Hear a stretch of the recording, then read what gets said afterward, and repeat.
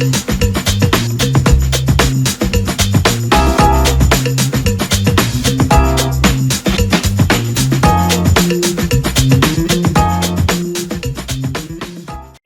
Devotion from Nation, how are you all? Sekali lagi, it's an honor for me to share to all of you. I believe apa yang saya share would somehow encourage all of you. Sekali lagi, thank you for a chance to be here. Today, hari ini yang saya mau sharing ada dari Yohanes 16. Saya akan bacakan sedikit Yohanes 16. Yohanes 16 ayat 7, saya akan bacakan sampai 11. Firman Tuhan berkata begini.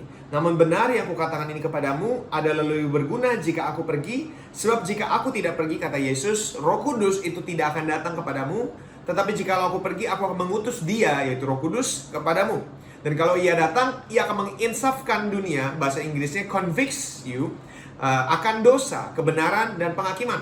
Akan dosa karena mereka tidak percaya kepadaku, akan kebenaran karena aku pergi kepada Bapa dan kamu tidak melihat aku lagi, akan penghakiman karena penguasa dunia ini telah dihukum.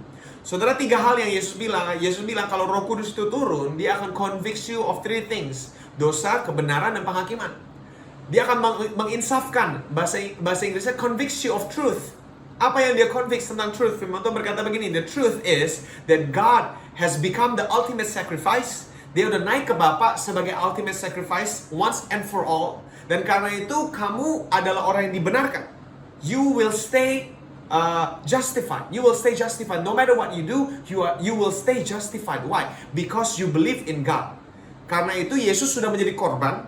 Kamu dibenarkan bukan karena perbuatan kamu. Kamu dibenarkan karena kamu mempercayai kepada Tuhan yang sudah membayar harga buat dosamu. You change, you turn, and now you are righteous, not because of what you do, not because of kebaikan kita, tetapi karena Yesus sudah menjadi ultimate sacrifice. Ya, itu yang Roh Kudus convicts. Dia akan convicts kita juga tentang judgment. Apa yang dia convicts tentang judgment? Dia convicts kita tentang judgment. Dia meyakini bahwa penghakiman, berbicara soal apa? Firman Tuhan berkata, penghakiman karena penguasa dunia ini telah dihukum. That means you don't have to be afraid of the devil. Kenapa? Because the devil is a defeated foe. Kamu gak perlu takut dengan mereka yang sudah kalah. You are a conqueror and you stay conqueror. Kamu tetap adalah pemenang. No matter what happen, mungkin dia adalah singa yang mengaum, tetapi dia udah gak punya taringnya, saudara. Kenapa? Because he is a defeated foe. Nah, tapi yang saya membahas hari ini adalah penginsafan dari satu areal yang bicara soal penginsafan akan dosa. Yesus bilang penginsafan akan dosa karena kenapa? Karena ketidakpercayaan kepada Allah. Jesus is saying bahwa root dari dosa semuanya adalah ketidakpercayaan akan Tuhan. Ketika ada areal di mana kita berdosa, berarti ada areal dalam kehidupan kita yang tidak kita percayakan kepada Tuhan. The root of every sin is not believing in God. Apapun yang kita tidak mulai percayakan kepada Tuhan, eventually leads you to sin. Dan ini yang Roh Kudus kerjakan, He will convict you. Saudara, the way pekerjaan Roh Kudus, firman Tuhan berkata adalah convicts kita. Cara dia bekerja bukan condemn, tapi convict. Saudara, condemn sama convict itu beda. Condemnation itu artinya guilty sentence. Ya, conviction bahasa Indonesianya begini, meyakinkan, mengingatkan, memastikan. Dia nggak menyuruh-nyuruh, saudara. Tapi dia meyakinkan, mengingatkan, memastikan untuk kita percaya. Tugas Roh Kudus adalah convict. Dan saudara, saya mau bilang, conviction Roh Kudus is powerful. Karena conviction itu yang merubah seseorang. Saudara, saya dulu ketika saya masih kuliah, saya itu anti kekristenan banget. I really hate Christianity. Kalau ada yang khotbahin saya dulu, my mom, dulu saya pakai narkoba. I used to be a drug addict. When my mom tried to convert me as a Christian, tried to ask me to repent, my mom sering ngomong begini, lu masuk neraka, nanti lu masuk neraka. See, condemnation cannot make someone to repent. Saudara, ketika saya dengar masuk neraka, saya dulu jawabnya begini, saudara. Ma, mendingan gue masuk neraka daripada di surga. Kenapa? Di surga gue gak punya teman-teman gue semuanya di neraka. Mendingan gue ke neraka sama teman-teman gue daripada gue di surga sendirian. Saudara bisa bayangin, orang yang kayak gitu, saudara, sekarang bisa jadi pastor. You know, kenapa bisa terjadi seperti itu? Because the Holy Spirit convicts me. Because dulu saya merasa Christianity doesn't make sense. Ketika saya 2009 saya hancur habis-habisan, hampir mau bunuh diri, hidup saya hancur habis-habisan karena narkoba. Saudara, saya masih ingat ketika saya sampai di rumah, I lost everything. My mom tried to convert me to a Christian again. You know, my mom is relentless. Jadi ketika saya mau diajak mama ngomong, aku pakai obat. So I was using ecstasy at that time. I was high on drugs gitu ya. When my mom tried to convert me as a Christian, I was high on drugs. But you know what happened? Because for me, Christianity dulu nggak make sense. Until it makes sense, you know how? When the Holy Spirit convicts you. Kalau saudara tanya, Mama khotbah apa sampai lu bertobat? I don't remember. I was high on drugs at that moment. But all I remember was when I was high on drugs, I felt the Holy Spirit convicts my heart. At that moment, I realized I was wrong. I'm a sinful man, and I need change. I need God. God, if there is a love like this, I want to know you. God, if you really love me like this, I want to know you. I want to know you. The Holy Spirit convicts my heart, and since then, when He touched my heart, when He convicts my heart, everything changed. See, that's what the Holy Spirit do. He never condemns you. He convicts you of your sin. He convicts you. Perbedaan convict sama condemnation apa? Firman Tuhan di Roma 8 ayat 1 berkata, there are no more condemnation for those who believe in Christ. Nggak ada lagi tuduhan. So when you have surrendered your life to Christ, there are no more condemnation. Nggak ada condemnation lagi buat kamu. Why? Because you have been justified by the blood of Jesus. Yang ada hanya apa? Conviction by the Holy Spirit. Conviction change you. Ini perbedaan conviction sama condemnation, saudara. Conviction comes from the Holy Spirit. Receive it. Condemnation comes from the devil. Reject it. Conviction leads to repentance. Condemnation leads to devastation. Saudara, ketika kamu di-condemn, nothing good comes out of condemnation. Kamu hanya bisa menghancurkan hidup seseorang ketika kamu condemn orang itu masuk neraka, saudara. Because condemnation is a guilty sentence. Penginsafan, conviction, inspires someone to keep on going. While condemnation tells you to give up. Oke? Pernah nggak Anda merasa suara kayak, oh lu nggak bakal bisa berubah. That's the voice of condemnation. See, the voice of the conviction comes from the Holy Spirit. While the voice of condemnation comes from the devil, pendakwa kita. Saudara masih sadar, Roh Kudus bukan pendakwa kita, dia penghibur kita. The devil pendakwa kita. Conviction gives you answer, gives you solution, while condemnation hanya reveal masalahnya apa. Conviction helps you to change, while condemnation tells you you cannot change. Conviction is all about Jesus. Condemnation is all about you, me, myself. Conviction leads you back to God, while condemnation separates you from God. See, ini sesuatu yang terjadi, saudara. Seringkali kita fokusnya aku. Ketika kita doa kita, aku begini Tuhan, ampuni, aku begini, ampuni, aku begini, ampuni, aku begini. See, guess who is the focus of your prayer? Ketika kamu berdoa, Tuhan berkati aku, guess who's the focus? Guess who's the center of your prayer? You, yourself. And that kind of prayer is not a powerful prayer. That's why nothing changed when you pray like that. Nothing changed. Kenapa?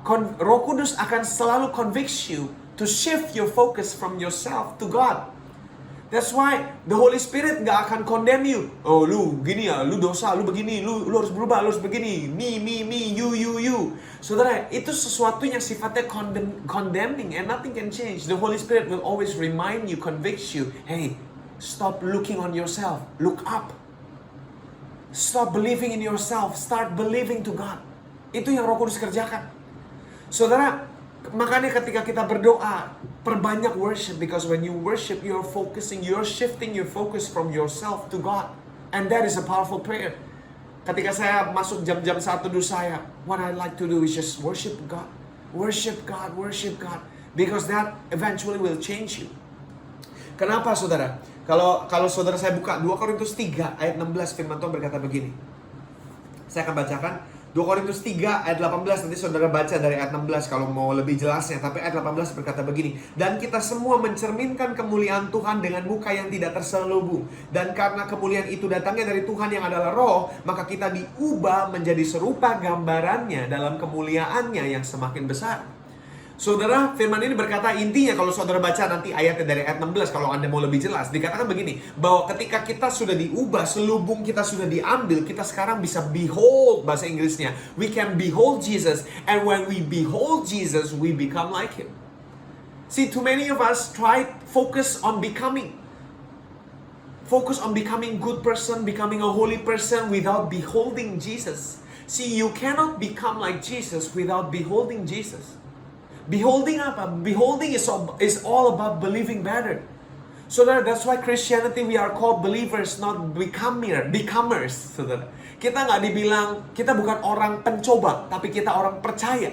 Artinya, condemnation akan selalu berkata kamu try harder, do better, try harder, do better, try harder, do better. Kamu salah, try again, try harder, lebih keras lagi, usaha lebih keras lagi. While the Holy Spirit is simply a voice inside you that tells you, hey, stop trying harder, believe better. The Holy Spirit will always remind you, it's not about doing better, trying harder, it's not about striving, it's about believing better. Why? Because when you behold Jesus, when you believe better, you become like Him. Kalau kita cuma fokusnya ke becoming without beholding, you can never change. So, saudara pernah nggak sih ngalamin di mana Anda misalnya ada preacher preach so hard on Sunday, and you feel like you're burned. Wah, kebakar banget. I'm gonna do this. I'm gonna be holy man. I'm going to read Bible today. I'm going to finish the whole Bible today. I'm gonna start fasting. I'm gonna start 40-day fasting. I will only drink water gitu kan ya. And then tomorrow morning, kamu udah makan pizza gitu kan ya. And then you forgot about reading Bible. You forgot about God at all. And I was like, you're wondering why? Kenapa? I'm just blackout atau segala macam. You just don't know. Kenapa ya? Kemarin hari Minggu, I feel I can do this. I feel like I can become like Christ. But on Monday, I forgot all about it. Do you know the answer? Because on Sunday, you are beholding Jesus. On Monday, you stop beholding. See, whenever you stop beholding, you stop becoming. That's why tantangan kita, challenge as a Christian, is how to behold God every day. Kita mesti belajar untuk fokus ke Tuhan, fokus menempatkan perhatian kita pada Tuhan. See, when you focus on becoming, and your focus is not shifted, your priority is not shifted, nothing changed. Kita hanya bisa berubah when you start behold Jesus, and that's a good news, because beholding is all about believing better, putting your trust, putting your faith in Jesus. You start to fill your life with you start with Bible, you start to listen to sermons, because eventually when you behold Jesus, only when you place your faith in Jesus, only then you can change.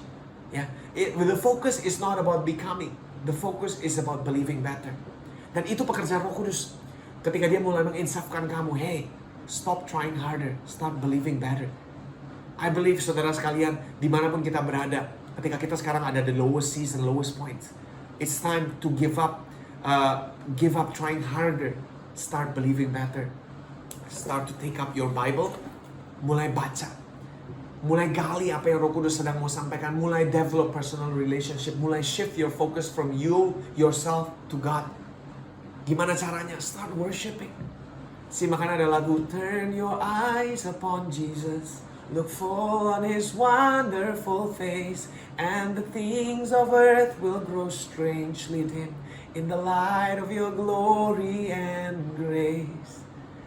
See, you start to change when your focus has shifted from yourself, dari ketidakmampuan kita, dari ketidaksanggupan kita, dari kejelekan kita. Ketika kita mulai shift kepada kebaikan Tuhan, keindahan Tuhan, you will find yourself 1 tahun kemudian, you are changed man. Kamu orang yang berbeda. That's how aku lepas dari pornografi. If I tell you a story, dulu saya terlibat dengan pornografi and I cannot release it. Aku nggak bisa lepas dari situ. If you ask me, gimana cara saya bisa lepas dari pornografi? When you shift your focus toward Jesus, not about saya mesti berhenti. No. When you focus on Jesus, you eventually become like Him. A year from now, tiba-tiba kamu udah berhenti dan kamu nggak sadar kamu berhenti. Why? Because you're too focused on Jesus that everything else doesn't matter anymore. This is our calling, my friends. We are changed as we behold Jesus. God bless you all. I love you.